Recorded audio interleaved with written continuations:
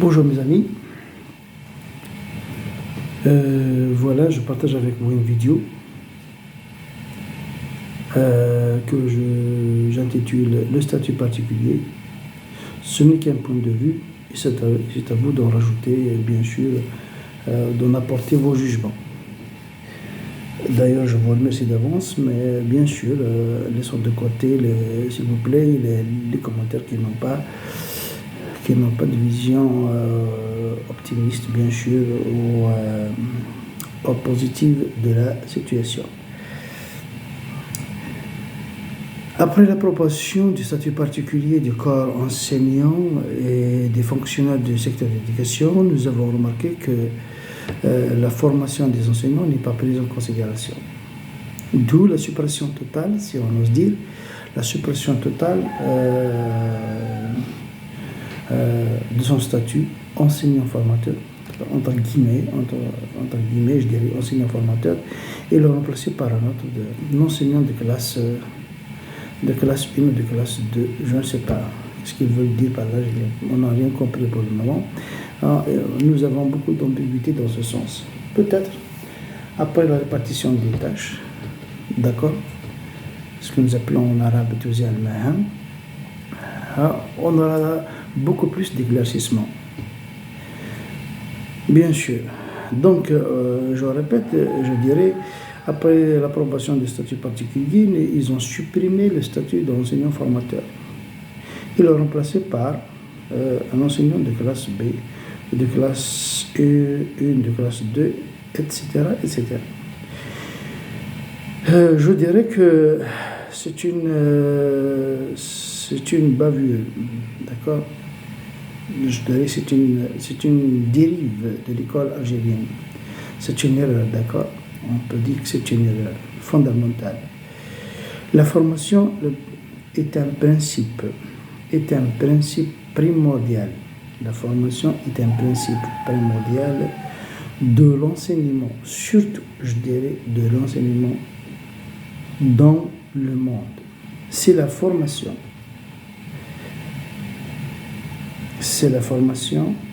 qui assure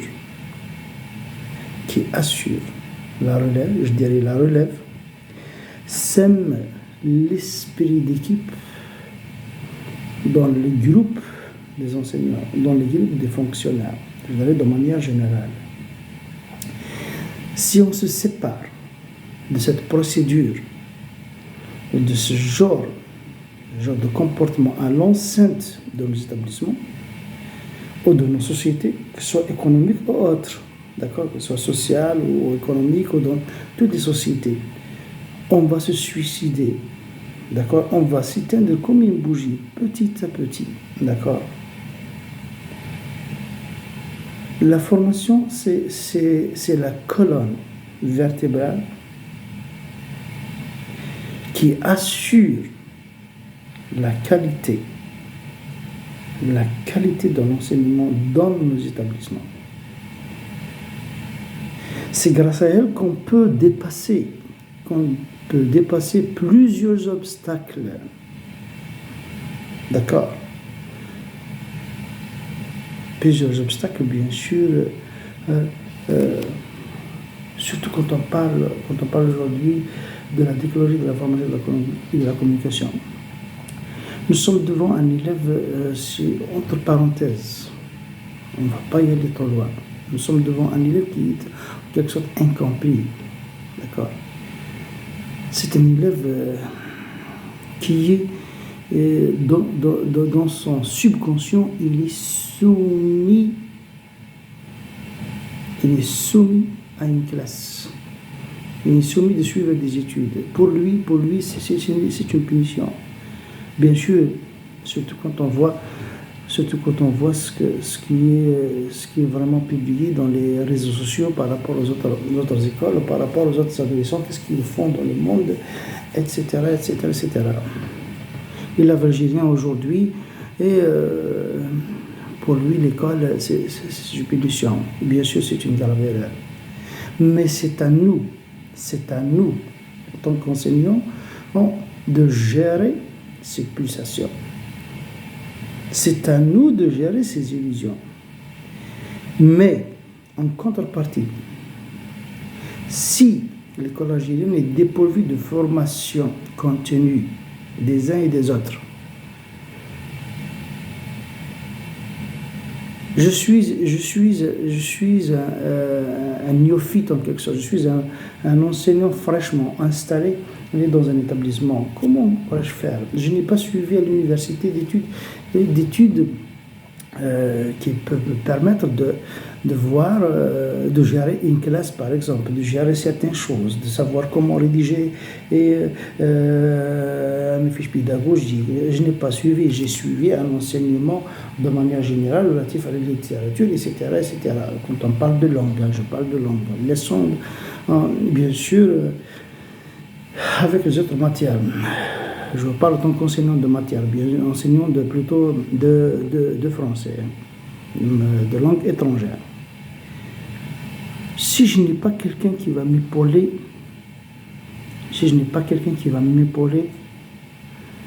dans mes premières années, mon début professionnel, comment pourrais-je faire? Automatiquement, on va consommer un enseignement superficiel, pour ne pas dire qu'il est médiocre. C'est un principe fondamental.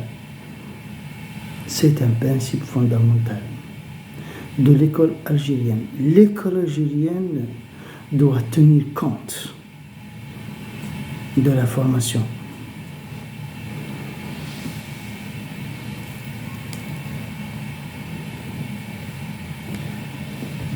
Une question qu'on pose, qu'on y vivons à chaque fois. Est-ce un inspecteur pédagogique peut-il seul assurer cette tâche? Bien sûr. 2 ou 3 séminaires au cours d'une année, ou 4, ou même en allant jusqu'à 5 ou 6, ça ne mène nulle part. Bien sûr, au bout de 2 heures ou 3 heures, ce n'est pas suffisant pour me former. Ce n'est pas possible. L'inspecteur a été toujours entouré d'enseignants formateurs. Bien sûr, il n'est qu'un guide. Il ne peut pas être présent à tout moment dans un établissement scolaire. Ce n'est pas possible. Vu le nombre de postes qu'on donne, nous avons peut-être un inspecteur pour 40, au maximum 15 à 17, 18 enseignants. C'est tout. Donc, l'enseignant formateur assure la formation de ses camarades, d'accord, et des néophytes, fraîchement des enseignants et les contractuels fraîchement installés dans l'établissement. Mais le statut particulier n'a pas parlé de ça. Au contraire, il n'a même pas fait allusion. C'est-à-dire qu'il a, comme je viens de dire, il a supprimé complètement ce statut, remplacé par un autre corps d'enseignants, appelé enseignant de catégorie 1, de classe A ou de classe 2, d'après le tableau qui a été diffusé dans les réseaux sociaux. L'enseignant formateur est une référence incontournable, qu'on le veuille ou non. Je répète, l'enseignant formateur est une référence incontournable. Si nous voulons assurer un enseignement de qualité pour une école algérienne, moderne et universelle, مدرسة جزائرية متحضرة ومتقدمة وعالمية.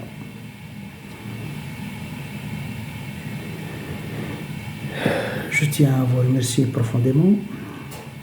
J'espère vous avoir convaincu. Comme je vous l'ai dit, vous pouvez en apporter vos jugements. C'est M. Madjour Belaïd, enseignant formateur au collège Ramadan Brahim Al-Qorti la wilaya d'Oradaya. يعطيكم صحة.